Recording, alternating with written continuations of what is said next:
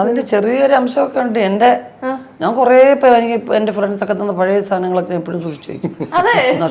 എനിക്ക് നഷ്ടപ്പെട്ട ഭയങ്കര ഒന്നും കളയല്ല. ഞാൻ ഭയങ്കരമായിട്ട് അതൊക്കെ ആരെങ്കിലും എടുത്ത് പഴയ എനിക്ക് വളരെ ഈ വീട് ഷിഫ്റ്റ് ചെയ്യുമ്പോൾ പലതും നഷ്ടപ്പെട്ടു. എനിക്ക് വലിയ നിരാശയാണ്. എനിക്ക് രേവതി ഒരു കാർഡ് എനിക്ക് അയച്ചു. അവളുടെ ഒരു ആഡ് ഫിലിം ഞാൻ ചെയ്തു. അവളുടെ ഹസ്ബൻഡ് ക്യാമറ ചെയ്ത. അപ്പോൾ ആ ഒരു കാർഡ് എനിക്ക് അയച്ചായിരുന്നു. അത് ഞാൻ സൂക്ഷിച്ചു വെച്ചിരുന്നു. അത് എൻ്റെ വീട്ടിൽ ജോലി ചെയ്യുന്നൊരു ശരി നിസ്സാരമായിട്ട് കീറിക്കളഞ്ഞു. എനിക്ക് കൊല്ലാനുള്ള ദേഷ്യം.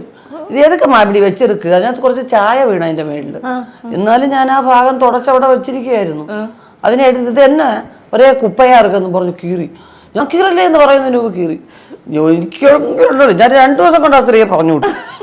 അല്ലാതെ മാത്രമല്ല, ഒന്നും കളയല്ല. ഇപ്പൊ നമ്മളിപ്പോ ഉദാഹരണം പറയുകയാണ്, പല്ല് തേച്ച് ബ്രഷ് അവസാനം ഈ ബ്രിസിൽ എന്ന് വെച്ചാൽ ബ്രിസിൽ ചിരിക്കും. അറിയാം, അങ്ങനെ അങ്ങ് ചിരിക്കും.